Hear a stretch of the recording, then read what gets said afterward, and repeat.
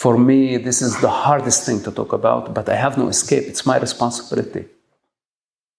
I spent half of my life in the Arab society, half of my life, and half of my life with the Jewish people, equally. And this is how I learned about both cultures. And this is how I know both societies and what they stand for. And one of them is the death culture that does not have actually regard to the human life, whether it comes to women or children. And I tell you, there is no society if women are not treated equally and respected and loved and protected, not abused and killed for very, very stupid and ignorant reasons. This is what we are dealing with. This is the root cause. It begins there.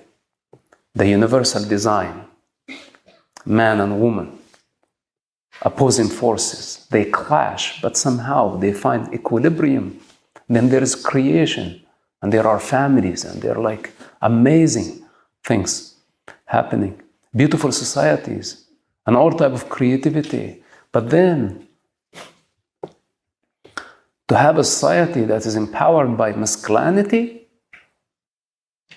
this is an ugly society, and it's a violent society. The Palestinian problem is not a political problem, it's a psychological problem. It's a psychological problem. It's based on a false narrative. It's a narrative of victimhood. And the Palestinians, what so-called Palestinians, need to grow up. Time to grow up. They want to call themselves Palestinians. I don't care. But it will continue forever as a political ideology. Imagine. Some people claim to be fighting against colonialism, adapting a colonial entity as their national identity. What a joke. Against the indigenous of the people of the land that actually have all the evidence that support that. Accusing the indigenous of being colonizers and posing as the indigenous people. But this is the human delusion, the inversion of narratives. This is, again, it's a topic really to be discussed in the psychology departments. This is not a dispute over land. It's not about land. Israel is beyond, the Jewish capacity is beyond political borders. Just look around the globe. There are Jewish communities all over the world, and they have been contributing to life and to their societies. Most wonderful people. Just think about how many Nobel Prizes the Jewish people have, and compare it to the others without mentioning names. How many they have achieved. They are recognized by their violence. They are recognized by their intimidation and bullying. And they are recognized because they are a majority. And they're recognized because they have the oil money. And they are recognized because they own trusts, bonds, banks. And if they move their finances from here to there, what would happen to the system?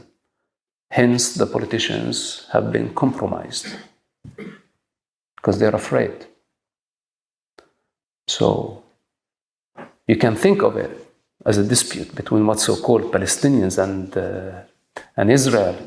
And there is injustice against the Palestinian people that if we reward them today after October 7 and 70 years of targeting civilians indiscriminately, if we just tell them, here is a Palestinian state, let's fit it in this very small build, like the attempt of trying to fit 2 elephants in the eye of a needle.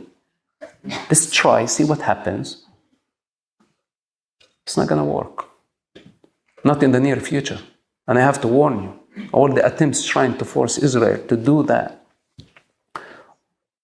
are going to just complicate the situation. I'm not saying that the Arabs don't have the right to self-governing. They can self-govern. And we can help them with economy, with infrastructure. We can improve everything and remove actually all the corrupt leadership and give them a leadership that is elected from, let's say, at the beginning, from autocrats, people with experience, with knowledge, maybe graduates from Princeton and Harvard and other places, but they have been busy protesting on behalf of the corrupt leadership, instead of being like the actually enlightened ones to see it for what it is and say, these people don't represent us.